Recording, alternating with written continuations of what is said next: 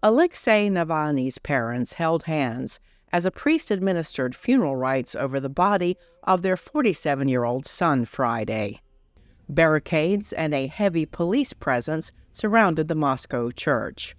Only family members and close friends of the opposition leader were allowed in the church and later a nearby cemetery for his burial.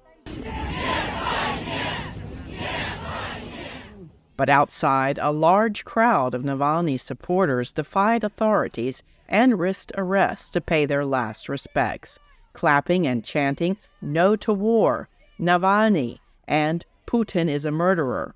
Pallbearers carried Navalny's coffin from the church,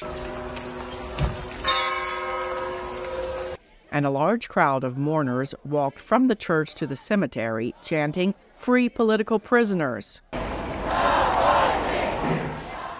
Thousands of supporters, and possibly tens of thousands, turned out despite the risk of arrest and repercussions. One expert told VOA she was amazed at the size of the crowd. People lining up for kilometers along the road to the cemetery where he is being buried. And so these people are risking imprisonment to go out and support Alexey Navalny and to actually at times even go against the war.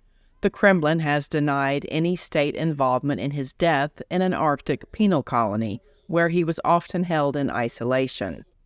Asked for his assessment of Navalny as a political figure, spokesperson Dmitry Peskov declined to comment, saying only, "Unauthorized gatherings will violate the law, but those who will participate in them will be held accountable in accordance with the current law." Experts say authorities will have surveillance video, and there may be arrests in the days and weeks to come.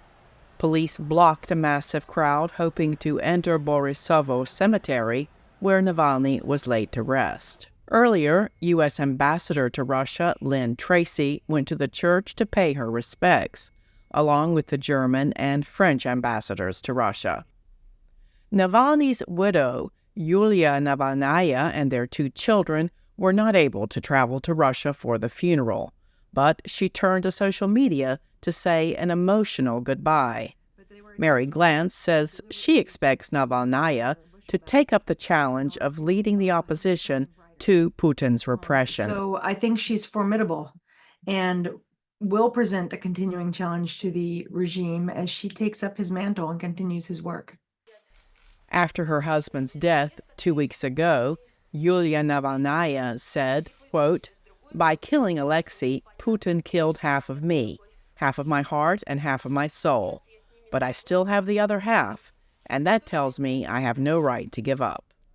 Cindy Saine, VOA News.